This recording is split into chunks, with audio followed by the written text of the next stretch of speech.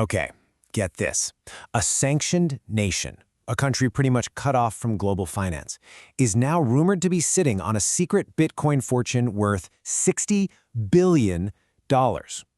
Yeah, that's the story that's got everybody talking, and it raises some huge questions about where economic power really lies these days. So let's just dive right in, because this really puts the whole thing into perspective. Just look at the scale of this rumor. We're talking a $60 billion hoard for Venezuela. Now, look at the middle bar. That's the official U.S. holdings. The rumor says Venezuela has double what the United States has. And then, all the way on the right, that tiny little sliver, that's what we can actually account for, just 22 million. The difference here is just wow. And this, right here, is the absolute heart of the mystery, isn't it? How in the world does a country under heavy economic sanctions, a country that's supposed to be financially isolated, manage to pull something like this off? And not just pull it off, but do it completely in secret. Okay, so let's unpack the allegation itself. Where did this wild story even come from? And what's the theory behind how this phantom fortune was supposedly built? Well, this whole bombshell was dropped by a digital publication called Project Brazen. And they're not just pulling this out of thin air. Their report claims to be citing intelligence sources who are describing this really sophisticated, really covert operation to build up a massive crypto reserve that's totally off the books. And this is where it gets really fascinating. The report lays out this three-part strategy. First up, back in 2018, they supposedly did a huge gold swap, basically trading physical gold bars for digital gold, for Bitcoin.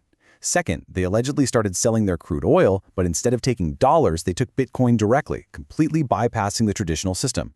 And third, a much more forceful tactic, seizing crypto mining rigs from their own citizens and putting them to work for the state.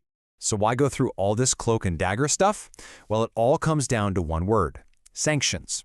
When you're basically locked out of the world's financial system, you've got to get creative. You have to find another way to move money and do business. And for some, crypto looks like the perfect backdoor. But let's be real for a second. Is this story just a little too good to be true? I mean, a secret treasury double the size of the US government's? It sounds like something from a spy movie. So let's look at the other side, the very strong reasons to be skeptical. And this right here really lays out the core problem for the story. On one side, you've got the $60 billion claim, and on the other, you have what we can actually trace on the blockchain, a measly 22 million. I mean, that's not just a gap, it's a canyon. They're not even in the same universe. And a lot of experts are raising their eyebrows, especially people who know the country inside and out, like Mauricio di Bartolemo. He's the co-founder of Ledn, and he actually grew up in Venezuela. He points to a really fundamental problem: the reality on the ground. He's basically saying, look, there is so much corruption and so much money just goes missing that the idea of the government efficiently saving up billions of dollars is, well, it's just not believable. So when you dig in, the reasons to doubt this really start to stack up. I mean, there's no public paper trail for these huge gold swaps or oil for Bitcoin deals. And then there's a personal story from Di Bartolemo that's pretty telling. His own family's mining equipment was seized by the government. They finally got it back 5 years later, and it was completely worn out. So yeah, they were being used, but maybe not as part of some super efficient secret money-making machine. Okay, so if the $60 billion number is probably just smoke and mirrors, why does this story even matter? Why is everyone talking about it? Well, it's because this rumor didn't just pop up out of nowhere. It landed right in the middle of a new kind of global chess game. You have to look at the timeline to really get what's happening here. First, in January 2025, you have President Trump ordering the U.S. to create its own strategic Bitcoin reserve. Okay?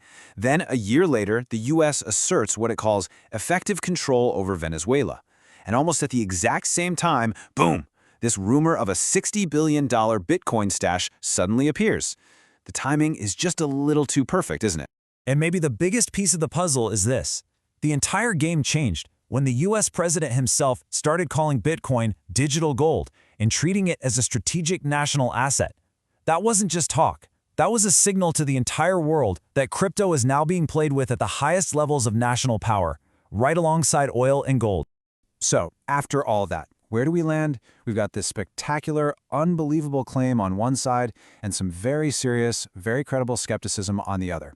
Let's try to sort through the noise and figure out what we actually know. You know, the honest truth is, we'll probably never know for sure. It's almost impossible to verify. The very things that make Bitcoin so attractive for getting around sanctions, the fact that it's decentralized and hard to trace, are the exact same things that make it nearly impossible to prove a secret stash like this exists. But here's the real takeaway, and it's huge. Whether the story is true or not, The rumor itself is what's important. The fact that a story like this can even exist and be taken seriously tells you that we've crossed a line. Crypto isn't just for tech geeks anymore.